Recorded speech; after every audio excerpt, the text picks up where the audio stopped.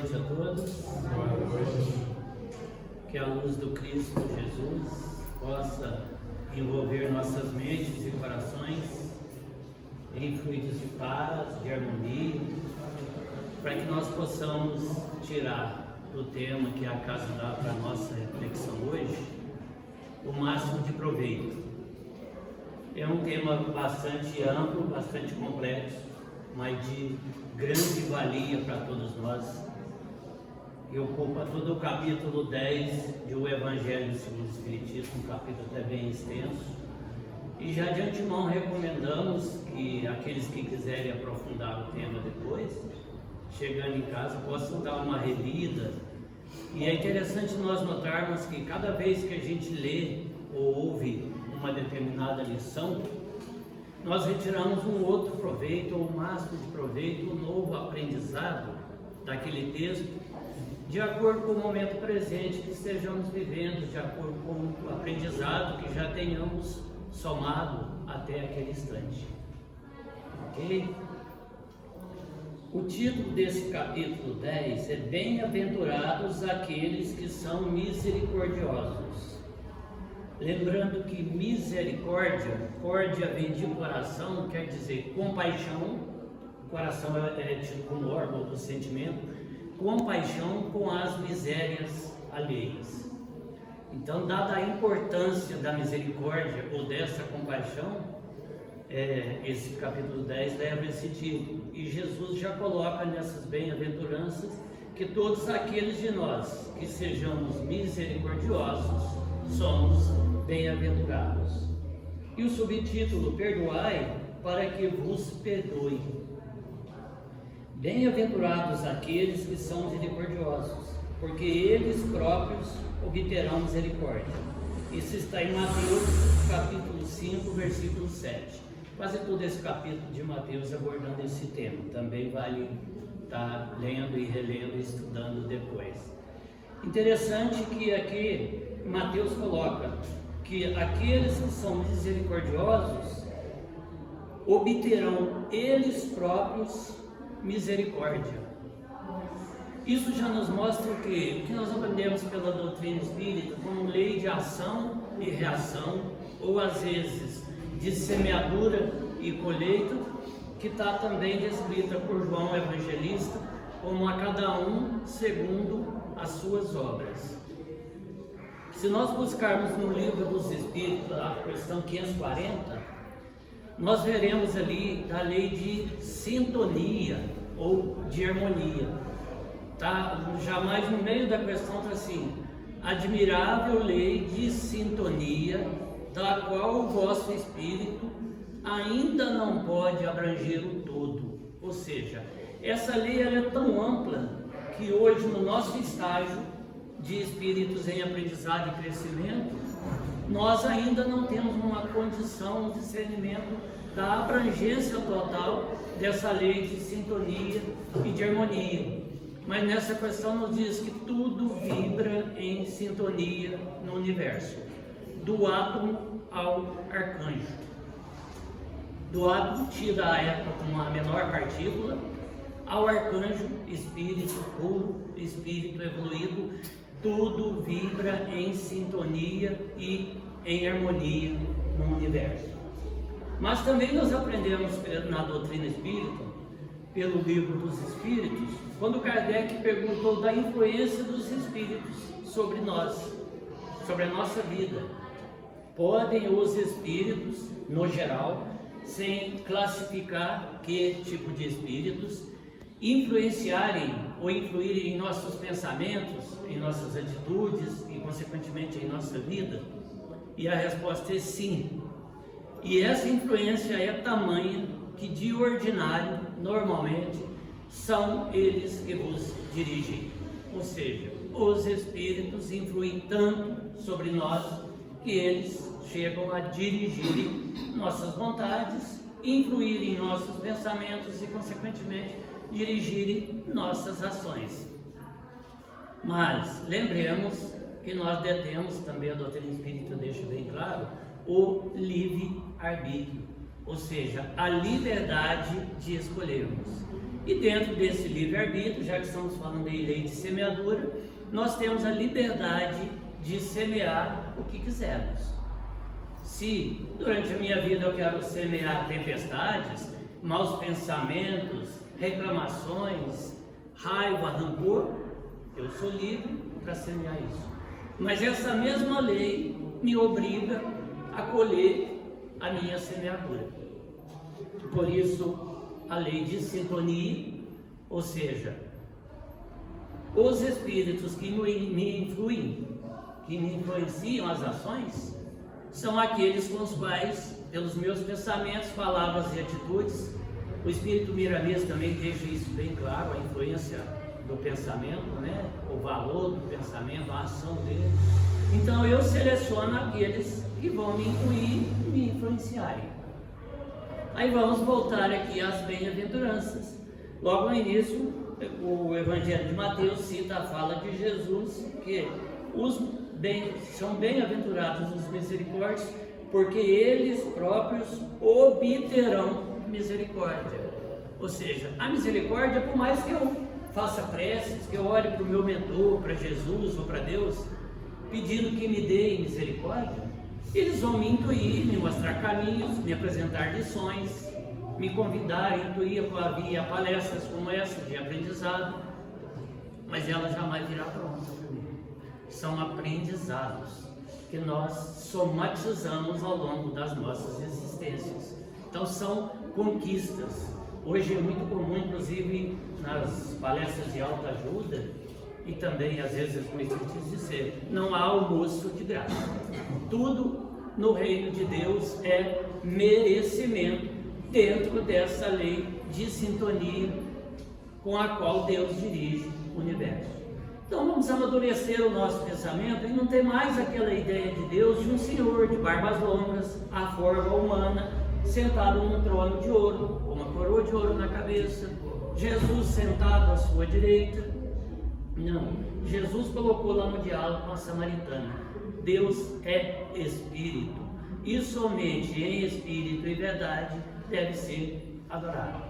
Então Deus não precisa ter um caderno de anotações, hoje seria um livro, um computador, para anotar todas as nossas faltas, os nossos débitos, fazer uma contabilidade e nos julgar ou nos condenar.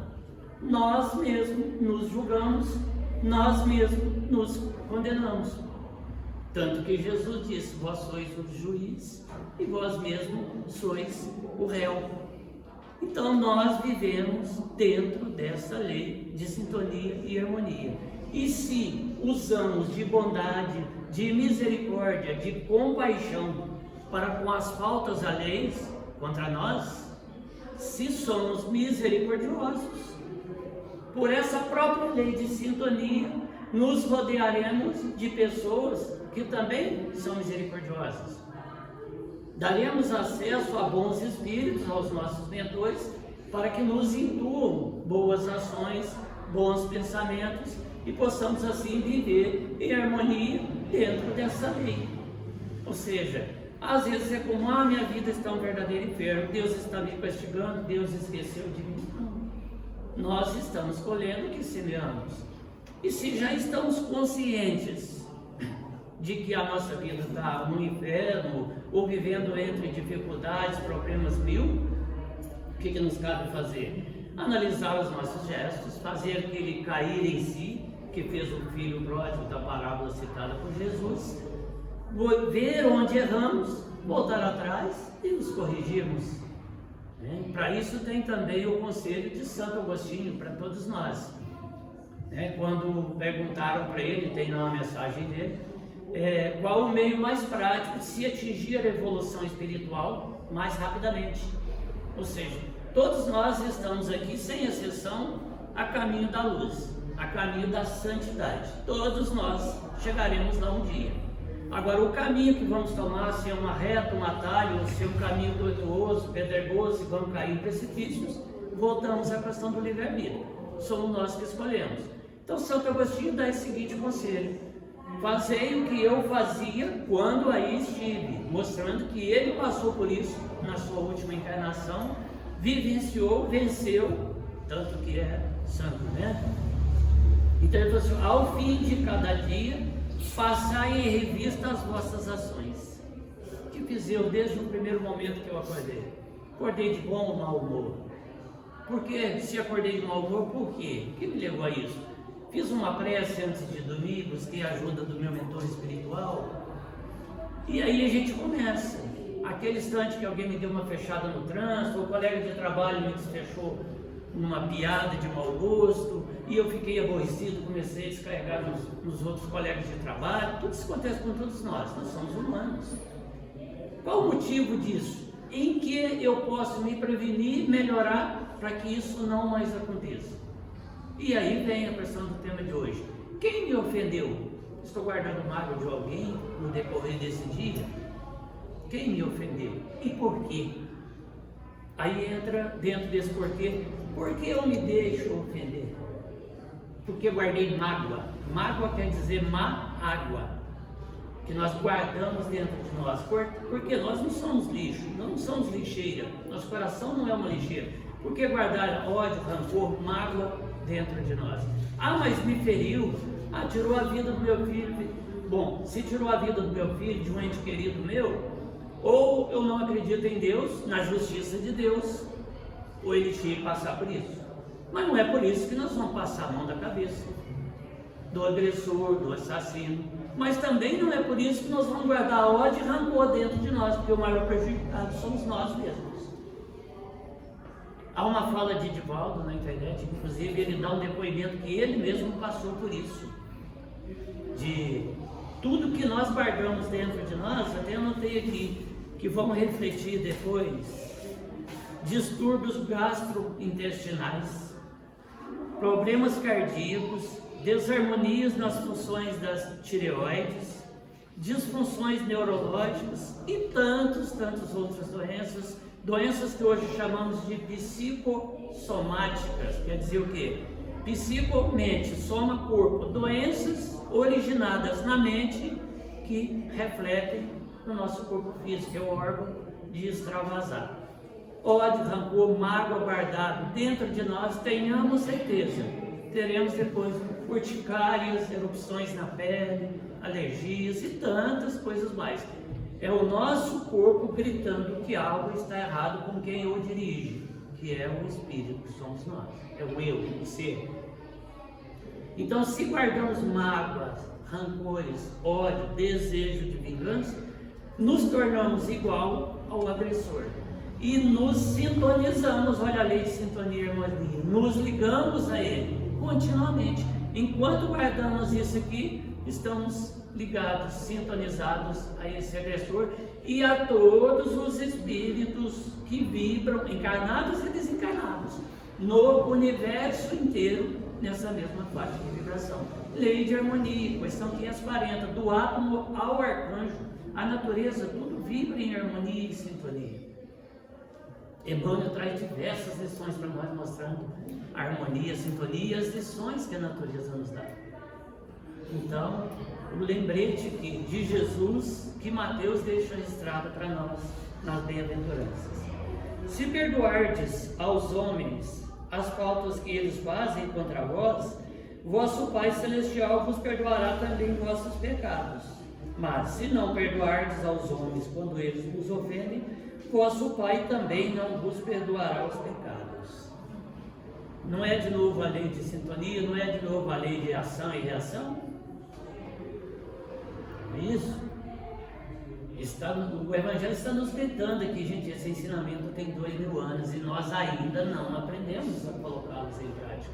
E o momento urge, nós estamos num mundo em transição.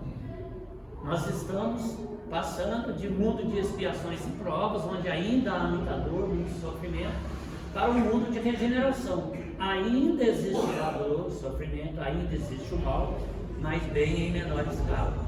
Hoje, no nosso mundo, o mal predomina.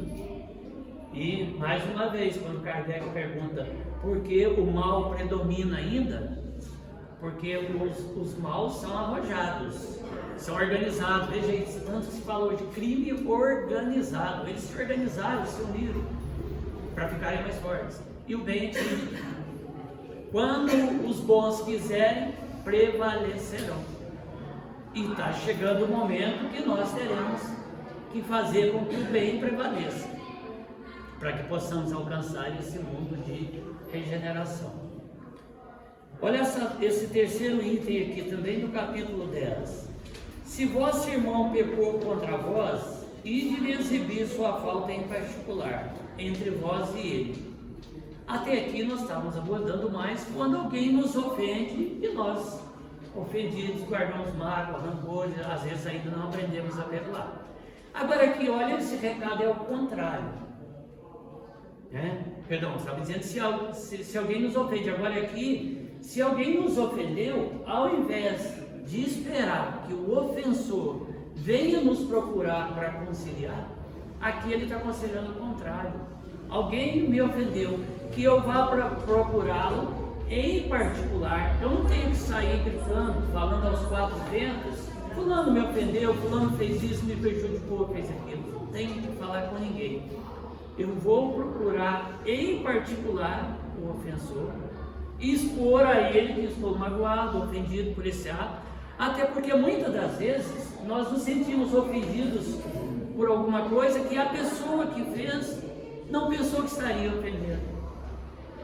Sabe essas brincadeiras de mau gosto, gozações que é comum alguns fazerem? E a pessoa lança aquilo e às vezes não percebe que está magoando, mas nós nos magoamos. Então, por isso que Mateus nos recomenda aqui que a gente vá procurar um ofensor, em particular, entre nós e ele, expor o problema e buscar a conciliação. Essa questão vem de encontro com uma outra fala de Jesus, que também está mais adiante aqui. Reconcilia-te com o teu adversário enquanto estás com ele a caminho. O que é esse estáis a caminho? Como são as nossas famílias hoje? A maioria das nossas famílias, a doutrina espírita mostra que, salvo poucas, mas poucas, que são famílias de espíritos afins, que vêm de jornadas anteriores e continuam a sua jornada em aprendizado juntos, sem débito entre as partes, que são poucas, raras, mas a maioria são famílias de casamentos ou famílias de expiações, de ajuste de contas, de reconciliação. Ou seja, a oportunidade que Deus nos concede através da reencarnação. Leiam lá, André Luiz traz, dentre tantos, o caso de Segismundo, de buscarmos conciliarmos com aquele adversário de vida anterior. Então a vida coloca ali aquele que antes foi estuprador, uma pessoa prejudicada, às vezes agora com esposa ou filha. Aquela esposa que eu abandonei em vida anterior, aqueles filhos que eu abandonei, os filhos voltam de novo para mim encaminhados, aquela esposa hoje vem como filha ou como esposa novamente. A oportunidade da reconciliação. Às vezes estamos juntos no ambiente de trabalho, é a estrada que se refere, enquanto estáis no mesmo caminho. Às vezes na vizinhança, sabe aquele vizinho de difícil combinação, que está sempre atritando, criando caso por qualquer coisa, ou que se está fazendo algo errado, nós reclamamos e chamamos a conversar e ele não dá atenção, se vira e tal. Pode ser o adversário de vida anterior, que a reencarnação está me colocando a caminho, ao lado, para fazer a conciliação. E que fazemos nós às vezes? Chamamos de mala sem alça, hoje está fácil nem titular, pedra de tropeço e tantos outros adjetivos menos bons que colocamos. Há uma lição de Emmanuel que ele coloca que essas pessoas de difícil entendimento colocadas no nosso caminho são nossos instrutores, são os professores que vão aplicar em nós a prova, o vestibular, para ver se nós passamos no teste. Se nós faríamos, temos que repetir a lição. Então, esses que chamamos de pedra de tropeço, tantos adjetivos, Emmanuel coloca que são os nossos instrutores. Afinal, nós não estamos num mundo de provas e expiações, estamos passando a todo instante, a cada momento, por provas. Estamos aqui aprendendo uma lição. Nós não estamos aqui na qualidade de professor para passar um tema, nós estamos na qualidade de aprendiz também. Olha como a bondade e a misericórdia de Deus é grande. Nos dá a oportunidade, quando a gente tem que fazer uma palestra, a gente tem que ler, pesquisar o assunto. É uma oportunidade de eu aprender e colocar em prática na minha vida. Então todos somos aprendizes. Então estamos aqui aprendendo uma lição. A partir de agora, a qualquer momento, talvez nós saímos daqui, vamos levar uma fechada no trânsito, alguém vai nos mandar um micropédio. Qual vai ser a nossa atitude? Vai com Deus, irmãozinho, aí nós estamos light, né? Ou nós vamos mandar ali a pedra 90, que é um ditado comum. Depende de nós, nosso livre-arbítrio. Se errarmos, a nossa consciência vai nos chamar a razão. Olha o que nós aprendemos ali agora mesmo na lição do Evangelho. Então, nós mesmos somos os juízes de nós mesmos, réus. A nossa consciência é o juiz divino dentro de cada um de nós. Livro dos Espíritos. Onde está gravada a lei de Deus? No coração do homem, na consciência dele. E é essa lei que faz esse padrão de julgamento para nós. Então está nas mãos de cada um de nós, controle remoto. Nós vamos escolher que sintonia vamos obter. E tenhamos certeza, já há 2000 anos, Paulo diz, nunca estamos realmente sozinhos. À nossa volta há sempre uma nuvem de testemunhas. Fala de Paulo de Tarso, mais de 2000 anos. Quem são essa nuvem de testemunhas? Os espíritos que conosco convivem, que a doutrina espírita agora vem mostrar para nós. Está ali, comunicabilidade dos espíritos, tá vendo? Lei de causa e efeito, diversos princípios da doutrina espírita.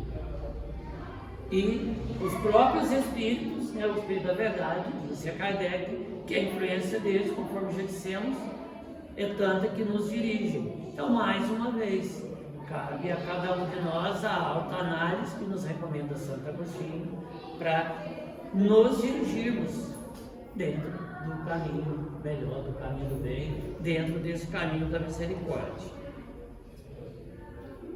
O sacrifício mais agradável a Deus. Qual seria o sacrifício mais agradável para Deus? E exatamente, antes de responder, vamos ver uma questão também, que está no Evangelho segundo o Espiritismo. Quais as duas chagas, os dois males que mais têm atrasado essa evolução espiritual que citamos, que nós estamos passando por ela, dessa humanidade presente que somos todos nós? Quais as duas chagas, os males? Orgulho e egoísmo.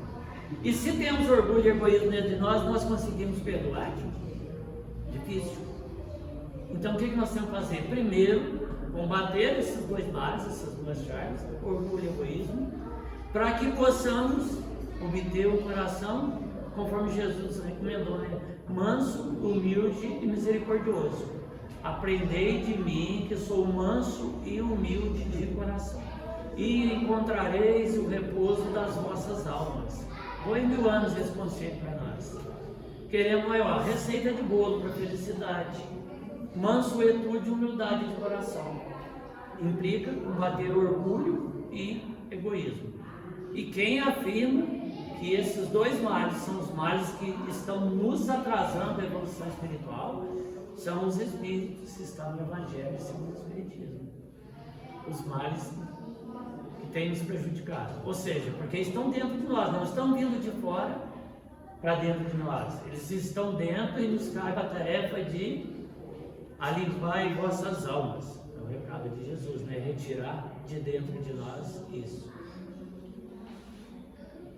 Então, qual seria o sacrifício mais agradável a Deus? Exatamente desse orgulho e dessa vaidade. Sacrifício de si próprio, do egoísmo, do orgulho. A época de Jesus era comum, hoje algumas religiões às vezes ainda usam, de se trazer oferendas ao altar.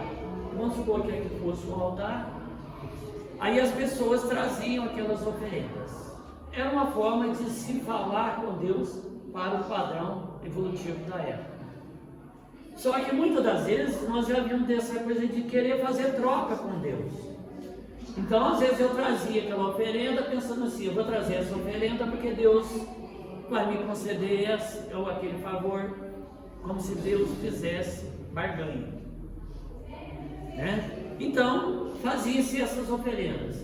Há um livro do Richard Simonetti, é um escritor e palestrante espírita, falecido, creio que há uns 2 anos, se não me engano é Não Peques Mais o título, em que ele faz uma análise disso aí. Então ele fala que, por exemplo, se alguém tivesse cometido uma falta leve, trazia uma pomba, um pássaro em oferenda, né?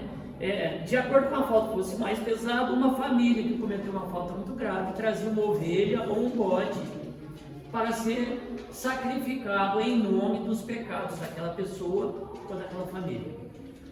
Ele falou assim, é como se num sortilégio todos os nossos pecados da família fossem transferidos para aquele pobre animal.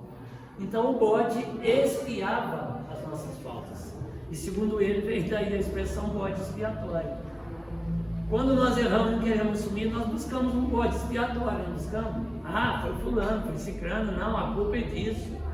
É a situação, é a crise financeira, o governo, etc e tal. Então, na época tinha esse costume. Jesus estando no templo, vendo as pessoas trazerem as suas oferendas, e com a sua capacidade que tinha de ler a mente de cada um, ele captava, ó, fulano está trazendo essa oferenda querendo essa retribuição, fulano quer aquele favor. E alguns traziam contritos em gratidão, uma parte da colheita, como gratidão por ter colhido muito, trazia com gratidão para o altar. Aí ele passou o seguinte ensinamento para os discípulos, que ficou gravado para nós, Mateus traz aqui. Quando fores levar a tua oferenda ao altar, e lembrar que tens contra o teu irmão, ou ele contra ti, uma pendência qualquer, não faça a oferenda. Deixe a oferenda lá no altar, vá primeiro reconciliar ou conciliar com o seu adversário e só depois vem fazer a oferenda. Olha o alcance desse ensino de Jesus. Que adianta eu trazer uma oferenda a Deus aqui, fiz uma boa colheita, trago um pouco da minha colheita, Senhor, gratidão pelo muito que me dás, pelo meu emprego, pela minha família. Mas eu estou com ódio cheio, coração cheio de ódio contra ele, contra ela, por um ou outro motivo. Essa oferenda é agradável a Deus? Não, tanto que Jesus continua. Só assim a sua oferenda será bem aceita e agradável a Deus, porque virá de um coração manso, humilde, misericordioso e arrependido. Porque a pessoa foi antes buscar a conciliação. Mas como tem sempre o mas ou o se, né? Então o Rossando Pringe é um palestrante espírita e ele é psicólogo e ele fala, ó, gente, o livro dos espíritos tem sempre uma vírgula, mas. Então alguém perguntou, mas Senhor, um dos discípulos, e se eu for lá, deixo a minha oferenda, vou lá reconciliar com o meu adversário e fala, eu não quero saber de você nem pintado de ouro.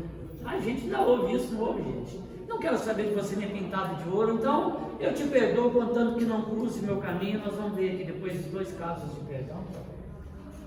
E aí, Jesus, como é que fica? E Jesus, na sua profunda sabedoria, diz, se vós procuraste a conciliação e a pessoa não quer, tudo bem, já adquiristes da parte de Deus, ou da espiritualidade amiga, hoje na doutrina nós aprendemos isso, o direito à proteção. Aquela energia inferior, que toda vez que aquela pessoa me vê na rua, que ela pensa em mim, que ela me envia, eu não gosto do Braz, eu quero que ele morra, eu quero que ele quebre casa, etc. Ainda, isso nós não fazemos não, né, gente? Então, isso não vai mais me prejudicar, porque o fato de eu buscar a conciliação, eu abrir meu coração buscando o perdão, a conciliação, já me dá o direito à proteção divina e aquela energia não vai mais me envolver se eu não estiver sintonizado a ela, àquela pessoa. E como eu perdoei, eu busquei a conciliação, busquei o perdão, eu me humilhei, eu busquei a conciliação, eu não estou mais naquela sintonia. Aí entra na questão que nós temos há pouco, que vamos ver, os 2 tipos de perdão. Quando eu busquei essa conciliação, o que eu perdoei, que tipo de perdão eu ofereci? Eu perdoo conquanto que não cruze o meu caminho, conquanto que não te veja mais, conquanto que você não faça mais isso. Eu imponho condições. Isso não é perdão, isso é barganha ou outro nome que queiramos dar. Perdão é perdão de coração aberto. Inclusive aqui fala em esquecimento, mas hoje os mentores nos alertam que esse esquecimento não se trata de esquecer a ofensa, porque realmente uma ofensa que alguém nos faz, não é fácil esquecer, está gravado na nossa mente. Imagina uma mãe, alguém vai lá e tira seu filho, ela vai esquecer disso? Ela vai sempre lembrar do filho, vai lembrar do ofensor, mas essa lembrança vem carregada de que sentimento? Oh Deus, tenha compaixão e misericórdia dessa pessoa. Como Jesus exemplificou na cruz. O que é interessante do ensino de Jesus é que ele trazia didática ao ensino e a aula prática junto, ele praticava. Tanto que as últimas palavras dele na cruz foram o quê? Quando zombavam dele, criticavam: se és filho de Deus, desce daí. Pai, perdoai-os, eles não sabem o que fazem. Ou seja, ele entendia na sua profundidade espiritual que aquelas pessoas ainda não tinham um conhecimento moral, espiritual profundo do que estavam fazendo, do que estavam julgando. Então, André Luiz fala, nesse caso, Deus nos vê ainda como crianças espirituais. Quando nós estamos crianças ainda na escola, para aprendermos, a professora não traz a sopa de letrinha, BA, BA, BE, BE. O aluno de química, depois de física, de medicina, aprendendo aula de medicina, ele vai tornar a falar BA, BE, BE. Ele já conhece o BA, não é isso? Mas naquele momento de criança, precisou. Para Deus, nós ainda somos, porque ainda não temos tanto entendimento da sua lei, tanto que na questão 540 diz, né? Que o vosso espírito ainda não pode abranger o total. Para Deus, nós ainda somos crianças espirituais. Mas o mandamento principal que ele deixou é o quê? Mestre, qual é o maior mandamento? Ama a Deus acima de todas as coisas. Eis o primeiro e o maior. Mas eis o segundo, diz Jesus, tão importante quanto o primeiro. Então ele reuniu os dois num só. Ama o teu próximo como a ti mesmo. Qual a medida de amor que Jesus coloca para nós amarmos o nosso próximo? O mesmo amor que eu tenho por mim, eu tenho que ter pelo meu próximo. E para que não ficasse dúvida, ele ainda arremata: eis aí toda a lei, os 10 mandamentos, tudo que Moisés deixara, que os profetas disseram para o povo de então, isso era a lei. Eis aí toda a lei e os profetas, ou seja, não há nada que tenha sido dito ou ensinado que não está incluso nesse mandamento principal. Ora, se devemos amar a Deus acima de tudo, inclusive acima de mim, do meu orgulho, do meu egoísmo, etc. E até da minha família. Porque nós dissemos minha família, minha filha, minha esposa, meu pai, minha mãe, mas nada, ninguém é nosso. Nada é nosso, nada. Nem esse corpo, eu digo, meu corpo não é meu. Vai chegar um momento que ele vai falecer. Eu entrego a natureza e o Espírito procede. Não é assim que nós aprendemos na doutrina? Então, nada é nosso. Então, o amor a Deus tem que estar acima de tudo. E junto desse amor vem o amor ao próximo. O que tem isso a ver com o tema do perdão? Ora, se eu não posso perdoar o meu próximo, não sou capaz ainda de perdoar, também não amo a Deus. Parece forte essa afirmativa. Mas se eu amo a Deus, como não amo a sua criação? Porque aquele que me ofendeu também é filho de Deus. O bandido mais sanguinário que seja será um anjo amanhã. Não, caminhamos para o progresso, para a luz. Emmanuel tem um livro maravilhoso sobre isso, chamado Caminho da Luz. Todos nós estamos a caminho da luz. Chegaremos à angelitude. Cedo ou tarde chegaremos. E se eu ainda não sou capaz de amar o meu irmão como a mim mesmo, porque assim como eu gostaria que alguém me perdoasse, eu tenho que perdoar o semelhante, também não amo a Deus ainda acima de tudo. Eu amo a Deus sim, mas com limitação. Então esse parâmetro que Jesus colocou. Um pouco depois, para os seus discípulos, ali depois da Santa Ceia, se não me engano, ele diz a eles assim, que antes ele deu um parâmetro, amar o próximo como amamos a nós mesmos. Aí aos discípulos, e consequentemente para nós, principalmente nós espíritas, né? Ele dá um novo mandamento vos dou. Opa, tem mais um. Que vos ameis uns aos outros, até aí está igual. Como eu vos amei. Então, antes o padrão de amor ao próximo é o mesmo amor que eu tenho por mim, eu tenho por qualquer um de vocês, entendendo que são o meu próximo. Agora, um novo padrão que Jesus passa é o amor que ele teve por seus discípulos e por todos, inclusive pelos seus algozes. Às vezes é comum, né, quando alguém nos ofende, já que estão falando em ofensa, ou quando nós falamos algo de alguém, mas eu estou dizendo a verdade. Será que a verdade deve ser dita? Deve ser exposta? Aqui nesse tópico também fala isso. Inclusive, quando fala para procurar o ofensor entre eu e ele, já está mostrando que isso não tem que ser mostrado a público. E às vezes eu falo assim, mas o que eu estou falando é a verdade. Qual foi o comportamento de Jesus diante de Pilatos? Pilatos ali era justiça. Quando ele falou assim, tudo que eu disse, eu falei em praça pública e só falei a verdade. E Pilatos falou, o que é a verdade? Ele disse, eu sou o caminho, a verdade é a vida. Ele poderia dizer, eu sou a verdade. Mas como é que ele iria explicar para Pilatos ali, em poucos instantes, o que em 3 anos ele ensinando seus discípulos, eles ainda não tinham entendido a abrangência do que era essa verdade. Ele se calou diante da verdade. Há momentos que às vezes nós precisamos nos calar diante da verdade, diante da justiça. E há momentos que o perdão às vezes tem que estar acima da justiça. Ouvindo uma palestra do Rossano sobre isso, ele inclusive falou assim, olha, eu te perdoo a ofensa, mas às vezes eu vou ter que entregar ele para a polícia. Mas você não me perdoou? Eu te perdoei o seu ato. Mas você tem que prestar contas para a justiça, então eu vou te entregar a polícia e a justiça. E muitas das vezes isso é um gesto de amor, que vem pedir que ele faça o mesmo com o outro. Nós não estamos sendo mal.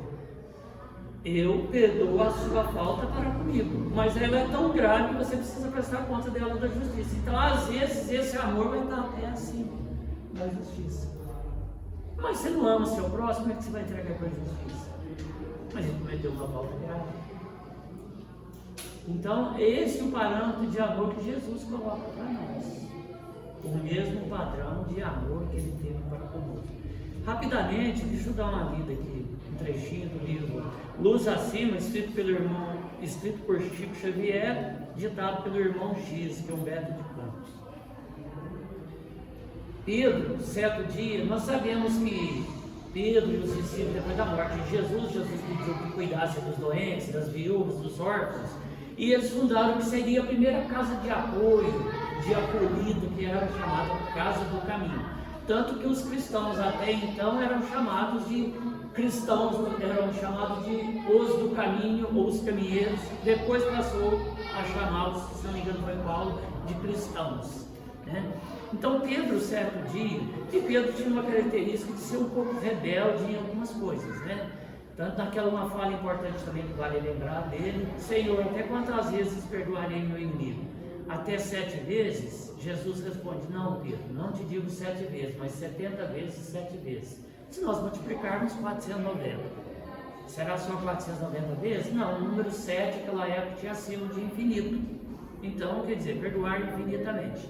Entre tantos casos de Chico, disse que uma senhora chegou para ele e falou, Chico, vou me separar do meu marido, tem mais de 30 anos de casado, ele é alcoólatra, bebe muito, chega em casa embriagado, bate em mim, nas crianças, falta com os deveres de casa, alimentos, responsabilidades e tal. E em 30 anos eu já perdoei tantas vezes que dá muito mais do que 490. Eu fiz a conta, dá inúmeras vezes. Aí Chico pensou um pouquinho nisso e Emmanuel aproximou de Chico. Chico, responde para nossa irmã que é 490 vezes cada ofensa. Não é perdoar o todo 490. Cada ofensa deve ser perdoada 490 vezes, ou seja, infinitamente. Bom, Pedro estava, certo dia, já bem cansado depois dos atendimentos na Casa do Caminho, atendiam viúva, órfãos, passantes, pessoas doentes, etc e tal, leprosos, todos. Eles acolhiam a todos, curavam, davam uma ajuda, etc e tal. E Pedro estava tão cansado que disse: não atendo mais ninguém, fechem a porta. Quando fosse 6 horas, acabou o expediente, fecha a porta. Logo que fecharam, alguém bateu na porta, uma balbúrdia lá fora, foram abrir uma mulher que havia sido lapidada. Naquela época tem o caso da mulher adúltera, né? As mulheres adúlteras. A lei dizia: os adúlteros devem ser apedrejados em praça pública até a morte. A lei de Moisés determinava, autorizava a lapidação, com a pena de morte, por apedrejamento. Mas quase sempre era uma sociedade machista, as mulheres eram lapidadas, os homens saíam ilesos. Então aquela mulher lapidada, toda sangrenta, bate a porta. Aí eles chamam Pedro. Pedro chega, logo vê a situação e fala assim: agora como que eu vou fazer? Se eu acolher os que estão aqui dentro, a sociedade era muito intolerante para com o adultério, para com as chamadas pecadoras. O que eu faço? Ele usou um recurso que Jesus sempre recomendou que nós todos devemos usar: a oração. Então ele se recolheu um pouco, o pessoal fechou a porta, pediu licença, se recolheu em oração. E Jesus aparece para ele. Logo aparece para ele. Aí ele expõe o problema. Jesus responde isso aqui: Pedro, para fazer, ferir e amaldiçoar, sentenciar e punir, a cidade e o campo estão cheios de maus servidores. Olha aqui, Jesus dá àqueles de nós, ou a nós, quando agimos assim, o título de maus servidores, porque nós não estamos aqui para criticar, julgar e condenar ninguém. Nosso ministério ultrapassa a própria justiça. Até comentamos isso aqui. A justiça terrena de então era lapidar aquela mulher, e por sorte não fora morta, né? Poderia se lapidar até a morte. Por algum sortilégio, por algum motivo, ela não foi morta. Então, nosso ministério, o ministério do amor, né? O cristianismo puro, ultrapassa a própria justiça. O evangelho, para ser realizado, reclama um concurso de quem ampara e educa, edifica e salva, consola e renuncia, ama e perdoa. Vamos repetir aqui que esses conselhos de Jesus é a tarefa que ele está dando para nós. Ele deu a Pedro e está dando para nós por extensão. O ministério de Jesus, né, o evangelho dele, recomenda amparar e educar, edificar e salvar, consolar e renunciar. A misericórdia entra dentro disso aqui, da renúncia. Amar e perdoar. É o ministério que Deus, que Jesus passa para nós através desse livro Luz Acima, pelo Espírito Irmão X, escrito por Chico Xavier. A lição é maravilhosa, quem quiser vale a pena ler, viu? Ela chama Nas Hesitações de Pedro. Pedro era muito hesitante, muitas coisas, mas ao mesmo tempo tinha uma vontade férrea, né? Uma energia, e Jesus soube entender isso, compreender, polir aquele espírito e fazer dele a pedra angular, né? A rocha sobre a qual edificou o seu evangelho e chegou para nós. Então fiquemos com essa pincelada, né? O tema é muito amplo, conforme dissemos, o tempo curto para isso, mas nós recebemos aqui na Casa Espírita as sementes. Lembrando aquela lição do Santo Anjo, né? Nós recebemos as sementes, com a tarefa de levá-las para casa, semear. O solo estiver preparado, com o solo verde, se nós cuidarmos, né? Ela vai dar frutos 10 por 1, 100 por 1, depende de nós. Agora, se nós simplesmente jogarmos a semente para lá, descuidarmos, né? Aí de nós, se por nossa causa a semente não virar semente, não virar fruto, morrer semente. Que Jesus nos ampare, nos ilumine, nos abençoe. Gratidão à casa e a vocês por nos dar essa oportunidade de trabalho e que possamos buscar, praticar pelo menos um pouco, aos poucos, devagarinho, né? Paulatinamente, as lições do Cristo, que nós estaremos caminhando rumo à luz, ok? E Ele deu essa tarefa para nós, né? Vós sois a luz do mundo.